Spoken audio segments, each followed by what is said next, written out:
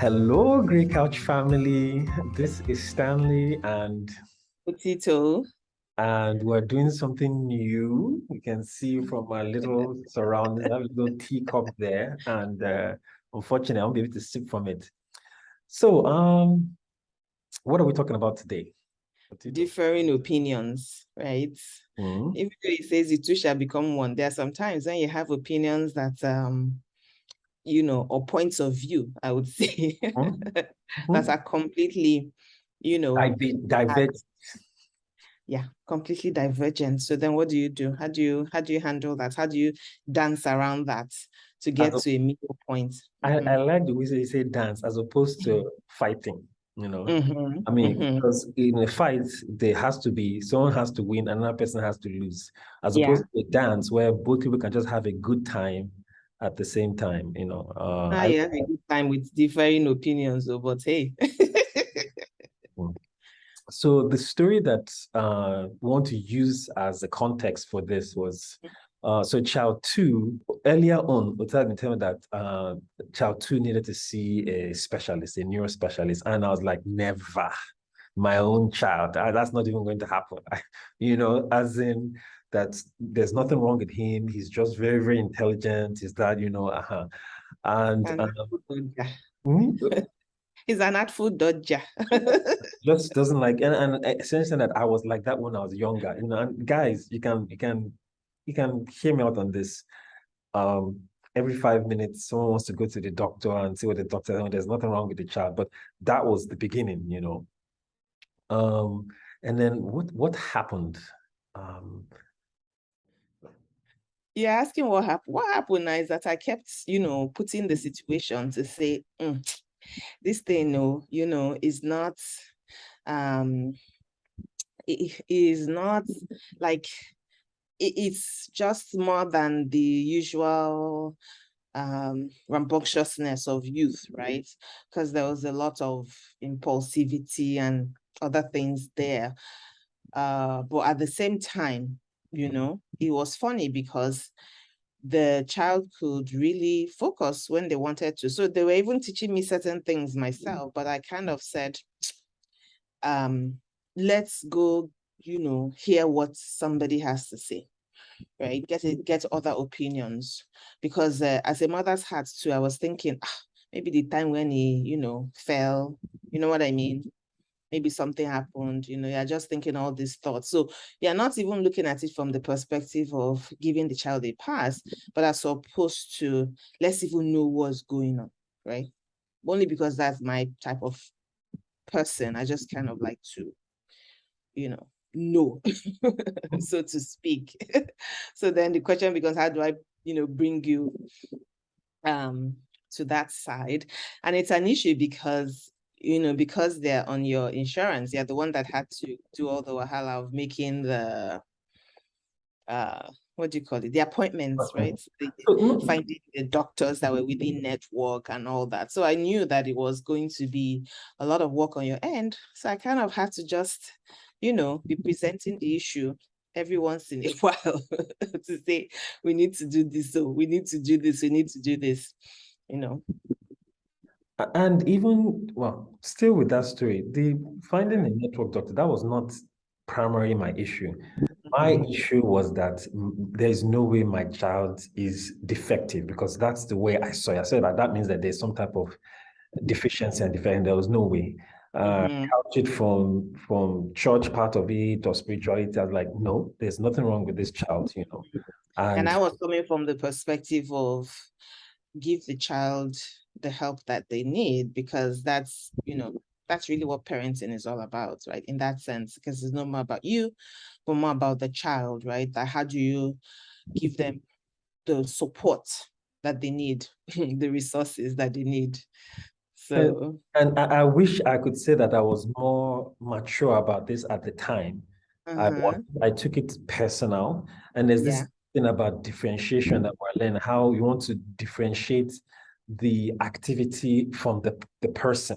I mean, as an Mhm. this is an activity. It doesn't label the person that. Yeah. I wasn't Yeah. that mature at the time, but then Yeah. it, Yeah. it So it's interesting that you bring that up, because I kind of say to myself, like, do you think that the mothers too don't feel the shame, or they don't feel the angst that comes with, oh God, there's something wrong, you know what I mean? But it's almost like this idea of, I don't know how to put it. I'm just thinking about, like, the story of Jesus's death, right? Mary Magdalene, she was like, as opposed to denying it, it's like, okay, he's dead, but let me go do something. Like, let me go take an action of, oiling his body and putting spices and all that. So I think that I think that as the parent or the mother of the child, you feel it, but you push beyond that to action, right? Because your stance was not yielding any action. You see what I'm saying? Right? And so that was the idea here of, let's do something. So the thing was, let's do something versus not do anything, versus not do anything. And so the question became, how did it get resolved then? Yeah, I mean, that thing about not doing anything, I mean, I don't want to sound too spiritual, right? But there's the area where it's okay, well, we're not doing anything, but we're praying. That is a start. And who knows, perhaps it's the prayer that led me to finally change my stance. So, okay, well, in addition to this, let's go on. I want to give that bit to my faith. Okay, let's go in and take another step with that. Okay. How did things change? I think part of the play is that, as opposed to having this idea that because we have different opinions is a bad thing, I felt that looking back now, different opinions is a good thing because it brings many more heads to the table. Yeah. Now, that might be an issue culturally for us because, the part of the country we are from, younger people, male, female, is like, oh, the younger person cannot have a good idea. Or if I am the head of the household, all the ideas have to come from me. So that was a hurdle that I had to overcome in growth also, and that can be a place where we want to kind of highlight that because difference of opinions is not a bad thing. I come to that. I felt that, what, as a couple, we have to agree on everything. We have to be united. We have to, but then you're laughing. Yes, now. United in not getting the child help. Lie. Lie. So no. But I feel that different ideas, different opinions, different heads in the game gets the child different types of help. True. Yeah. True. But that's if everyone is committed to a resolution. True. See what I'm saying? Which is the dance we're talking about. The resolution is that, we've done something, right? Now, ironically, it may be that even after doing something, you still don't agree, right? But at least some action has been taken, as opposed to not doing anything and then regretting it later. Yeah. Right? Yeah. So so now that we know better, what are some of the things that you are thinking maybe we could have done? I'll have to say that not be having this, back and forth over this issue, because you and I know that in parenting there will be other things like this, right? Yep. Yeah. I think where there's a strong difference of opinion in maybe how to handle, an infraction or something, right? So I think the biggest enemy, at least the biggest enemy I think as couples we should look out for is ego. And somebody has defined ego as the inability to learn something new. When that ego guy comes in, there's nothing anybody can tell you. You're just not receptive to new ideas. And so this not only for the guys, not only for the guys. That's what I was going to say that this is where I would say sometimes people think that ego is, just a guy's thing. I don't think so. I've seen women, or I've maybe experienced self, right? Women who have big egos, who feel like everything has to come from them, right? If it's not their way, it's the highway and all that kind of thing. And you can already see how that is just not, it's antithetical, right, to a reasonable resolution of any issue. So, yeah. Okay. The second thing that I had to watch out for, the kind of asking questions to understand the other person's perspective as opposed to getting ammunition. Because I have to say, as in, let me just raise my hand that you can see here. As in, at first, my asking question was to get evidence to prove my point and not necessarily to hear your point out. And I think that just sets you up for more conflict, you know. So in asking questions to really understand the other person's perspective. Yeah, I mean, but you know, this is one of those things where I don't know how to put it. It's like it was almost like a conversation that you saw, okay, we're going to have this whether we like it or not, right? How do you apply this to those instant, you know, like disagreements that sometimes come about so spinally? Because I feel like if you live with somebody in such close proximity, you are bound to disagree, right? Sometimes you don't even know, before you know it, there's a difference of opinion. So where does all this play in that? Because this is the dance of anger. I feel like, you know, there are many instances where you're already too annoyed. You're already gone too far to begin to think about all of this, you know, psychological things. So in that case, how would you do that dance, right? Or zone or place where, you know, we're going to talk about this. I guess note your triggers, like voice being escalated, you're getting angry, you're sweating, you're things like that. This is not the best time to finish this conversation. And that's another thing. The conversation or the resolution doesn't have to finish at that one instance. Like this went back and forth for months, maybe even. But the one of when you're going to church, you hold it until you finish from church and you continue. Yeah, so you can't let that affect your praise and worship. You first do your praise and worship, and then whenever you got a car, you pick it back up and then you pick it back up again. You just say, okay, where were we? But you know, but no matter what, that space, you've created space, right? Whether it's be the church that is creating the space, or you saying, I need the time, right? The idea is that you have diffused the situation by being apart. However, some people have a tendency, or they can, or have the ability to ratchet back their anger. This is not one of those. If you have taken time out, you need to now start from level 2 and not take it back, you know, to right back to where you were, because then that means you're not necessarily looking for a resolution as much as picking a fight, right? And that's not what we're talking about, Abby. Yeah, I think personally, remembering that you're playing on the same team, you know, Yeah. It's difficult to do in the heat of the argument because you feel your way is the correct way and the other person is wrong. But even like, okay, we're all playing on the same team. We want this child to have the best, or we want the finances to have the best of the finances, or you know, whatever it is.